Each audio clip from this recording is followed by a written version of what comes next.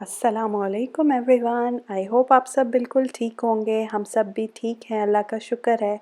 और हम जहाँ जहाँ पे भी हैं, अल्लाह हम सबको अपने हिफ्ज़ व अमान में रखे। आज हम लोग जब सुबह उठे तो ऑफ़िस की तरफ से एक सरप्राइज़ आया था। उन्होंने हमें क्रिसमस केक, इसे कह लें, ये भेजा था। मैंने इसे पहले तो नहीं खाया, पर बहुत मज़े का था। और आप लोग यहाँ पे देख सकते हैं, इसके ऊपर सारे आलमंड्स लगे हुए थे, sliced, and I think they were roasted as well. और इसके अंदर जो था, अगर आप लोगों ने आलमंड क्रॉसन खाया हुआ है, so you guys would know what I am talking about. तो इसके अंदर भी जो फिलिंग है वो बिल्कुल वैसी थी जैसी उसकी होती है, पर इसकी जो आउटर क्रस्ट है वो पफ पेस्ट्री की बनी हुई थी। तो बहुत थिन सी पफ पेस्ट्री थी जिसके अंदर उन्होंने वो पूरी जो पेस्ट सी थी आलमंड की वो डाली हुई थी, और ऊपर इसे आलमंड से सजाया हुआ था। तो हम लोगों ने नाश्ते में बस यही खा लिया था। इसके बाद कुछ और खाने का दिल ही नहीं किया था नाश्ते के लिए। और साथ ले ली थी ऑफ कोर्स कॉफ़ी। कॉफ़ी के बगैर दिन स्टार्ट ही नहीं होता है। और यहाँ आज से फिर से एक दफ़ा लॉकडाउन, कंप्लीट लॉकडाउन स्टार्ट हो चुका है, which I am not a fan of.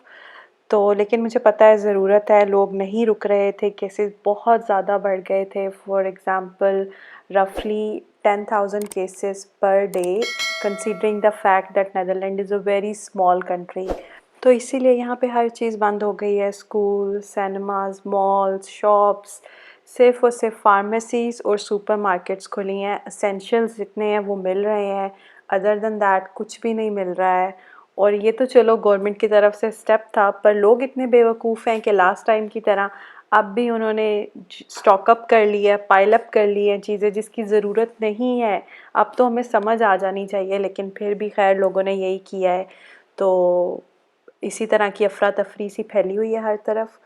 Personally मुझे लगता है कि शायद क्रिसमस की वजह से गवर्नमेंट को पता था कि ये लोग ज़्यादा मिलेंगे, पार्टीज़ करेंगे, गेट टुगेदर होंगी, तो केसेस और ज़्यादा राइज़ ना हो, उसको अवॉइड करने के लिए इन्होंने कंप्लीट लॉकडाउन लगा दिया है।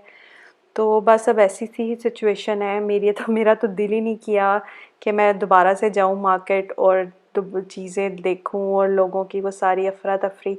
सो I am just waiting for it to cool down a little bit, चीज़ें थोड़ी सी बेहतर हो जाएं। अभी मेरे पास सप्लाईज़ हैं, ज़्यादा तो नहीं, कुछ चीज़ें ख़त्म हो गई हैं। तो आई विल ट्राई कि किसी तरह ऑनलाइन ऑर्डर हो जाए। और जब इस तरह की सिचुएशन हो तो आपको पता होगा ऑनलाइन ऑर्डर्स भी क्लोज्ड हो जाते हैं। क्लोज्ड इन द सेंस कि आपको बुकिंग ही नहीं मिलती, इतने वो ओवर बुक्ड होते हैं। तो यहाँ पे मैंने आपको काट के दिखाया था ये, इसके अंदर भी उसी तरह की फिलिंग थी एलमंड्स की। और यहाँ पे दोपहर में मैं अपने लिए बनाने लगी थी आलू गोभी या गोभी आलू, जो भी आप कहते हैं। तो बहुत सिंपल सी रेसिपी है ये भी, बाकी रेसिपीज़ की तरह। इसके लिए मैं ले लूँगी एक छोटा सा प्याज और 2 टमाटर, और इसे मैं ब्लेंडर, जो मेरे पास हैंड ब्लेंडर है या हैंड मिक्सचर है, उसकी मदद से अच्छी तरह से एक पेस्ट बना लूँगी। और उससे ये होता है कि आपका सालन जो भी आपने बनाना हो ना, बहुत जल्दी से बन जाता है, आपको ज़्यादा वेट नहीं करना पड़ता। मेरी बेटी की बर्थडे भी आने वाली है, और मैं इसी चीज़ को सोचा था कि चलो लास्ट में जाके जो भी मैंने चीज़ें लेनी होंगी उसके लिए कुछ गिफ्ट्स और जो भी तैयारी करनी है वो सारी चीज़ें मैं एंड में जाके लूँगी। तो बस उसी में ही ये सारा लॉकडाउन वाला सीन स्टार्ट हो गया है, तो अब तो मैं कर भी नहीं सकती। So I don't know what I am going to do for a birthday, because जो लॉकडाउन है वो 19 जनवरी तक रहेगा। So which is pretty long, और अभी अब और कुछ भी नहीं कर सकते सिवाय इसके कि वेट करें। मैंने उसके लिए कपड़े भी नहीं लिए थे, मैंने यही सोचा था कि लास्ट में ले लूँगी, वाई द हरी, लेकिन अब फील हो रहा है कि कर लेना चाहिए था। तो खैर ऑनलाइन शॉपिंग है, उसी पे ही गुजारा करना पड़ेगा, और कोई ऑप्शन ही नहीं है अब। तो फिर देखूँगी कि क्या चीज़ पसंद आती है और क्या नहीं। एक तो गिफ्ट्स मैंने उसके लिए ले लिए हैं, फॉर एग्ज़ाम्पल मैंने उसके लिए लेगो ख़रीदी है, और एक दो और उसके खिलौने ले लिए हैं। लेकिन अभी काफ़ी सारी चीज़ें मैंने सोचा था कि मैं जाके खुद देखूँगी शॉप्स में, तो ज़्यादा अच्छी समझ आ जाएगी कि उसे ये पसंद आएंगी या नहीं। तो वो सारी चीज़ें अब रह गई हैं, और स्पेशली उसके लिए जो मैंने डेकोरेशन करनी थी वो सारी चीज़ें। तो खैर अब देखते हैं क्या बनता है, लेकिन अभी तो एक तरह से परेशानी सी बन गई है कि कैसे चीज़ें सॉर्ट आउट होंगी।